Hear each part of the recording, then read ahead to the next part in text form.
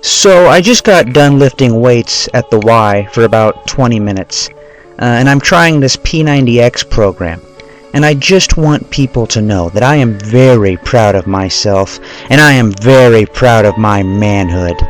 I'm very comfortable with who I am.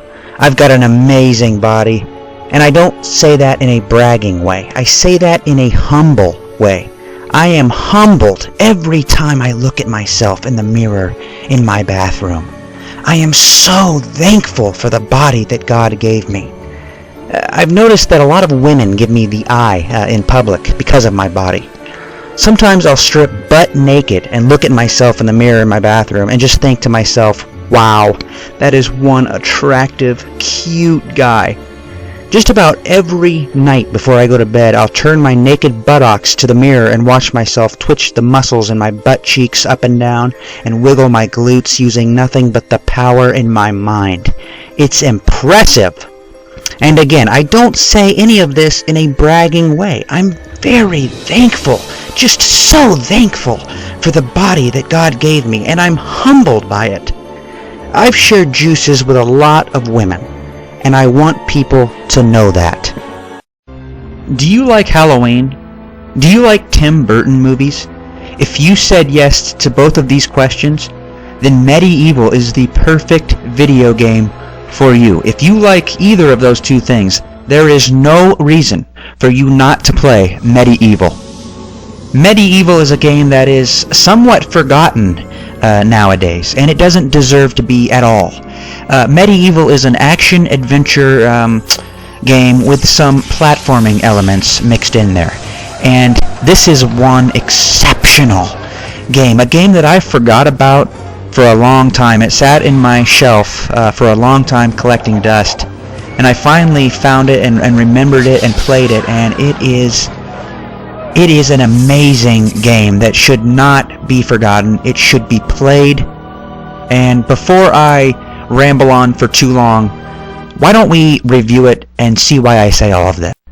I can remember getting this game in a 1998 PlayStation magazine demo disc in the mail. And at the time, I found the game and the art style to be just a little creepy and a little morbid at 8 years old.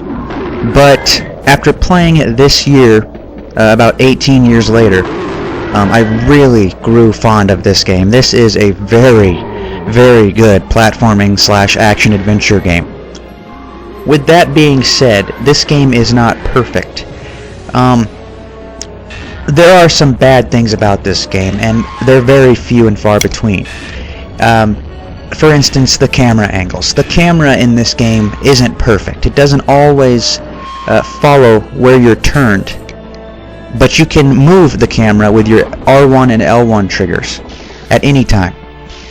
Sometimes it can be a bit frustrating when trying to jump from platform to platform, or trying to jump and attack different enemies.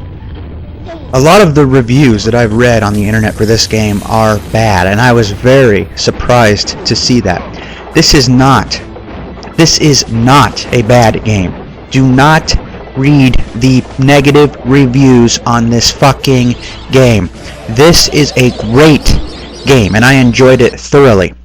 I'm not even that good at video games, and I beat this game, and I had fun while I did it. The game is very challenging, but it is not so challenging to the point to where you know you have to give up. Some games are just so challenging that you know you have to give up at some point. In this game, you never feel like giving up. You want to continue to try and try and try again, because not only will you fail, but you'll have fun doing it. MediEvil's story follows the adventures of Sir Dan Fortesque. He's a rather bony knight who's on a quest to prevent the evil Zarok from taking over the scenic lands of Gallowmere through zombies and black magic, whilst on the way proving that he is a real hero. The game's levels are all very cool, the environments are neat, and you have the freedom to roam on all of these levels, and they're pretty good-sized levels. They all follow the standard Halloween theme in their own rights. They've got everything from a scarecrow fields, to a pumpkin patch, to a graveyard, to a lake, and of course to a tomb. There's all kinds of different levels, and they're all very varied. They're all very different, and they all follow the Halloween theme. But most importantly, all of the levels are enjoyable. MediEvil mixes a lot of different elements together. It includes puzzle, combat, platform, and RPG elements. And they are all very well balanced, rather than stretching all of them at once, or having one element but not really using it to the full. Each element is given full use in one or another part of the game. So for instance, in the Asylum Gardens, the action is puzzle-based, answering riddles, set by a smooth-talking gargoyle. There is a very sweet little mouse in this section. Variety is apparent in the puzzles also. Rarely are two puzzles solved in the same way, or by the same sort of action. For instance, inside the asylum, in stark contrast, is highly combat-based, with hordes of lunatics attacking you from all directions. The combat generally is fun, and as an added incentive to wreak carnage, you collect souls by doing so, which allow you to get a chalice and enter this place called the Hall of Heroes at the end of a level. Now, in the Hall of Heroes, you will, well, sometimes you'll get insulted, chatted up, or ranted at by a variety of ancient heroes who will donate you new weapons, the range and variety of which are superb.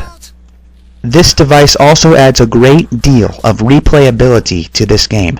It's often possible to get through a level without getting the chalice, but you can always go back and do it later, which is very nice.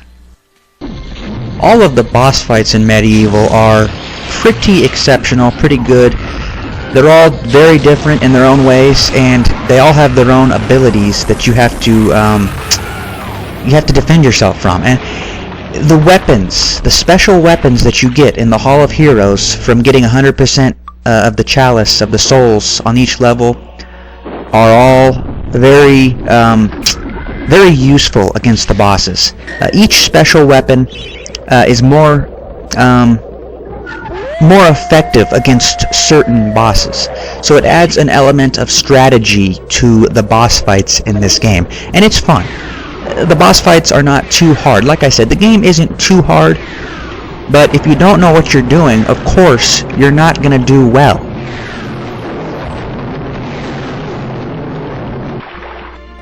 Before you begin some of the levels in MediEvil, there will be full motion videos, and some of them are pretty cool. A lot of them are. I mean, they remind you of little mini movies of Tim Burton films, like previews of Tim Burton films. They have that art style to them, and they're not the kind of FMVs you watch and you're like, so what, and you're just waiting for it to get over.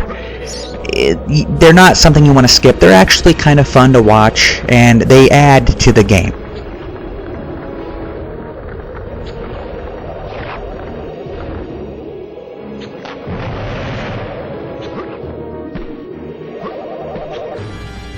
The audio and the music in MediEvil is, as has been said before, fantastic, deeply atmospheric, haunting, and well chosen to enhance each level. One of the best features of this game is the amount of variety without threatening the overall integrity and feel of the game. What keeps me playing games is not so much the thrill of success or a will to win, but an overpowering need to see what comes next and hope it's something interesting.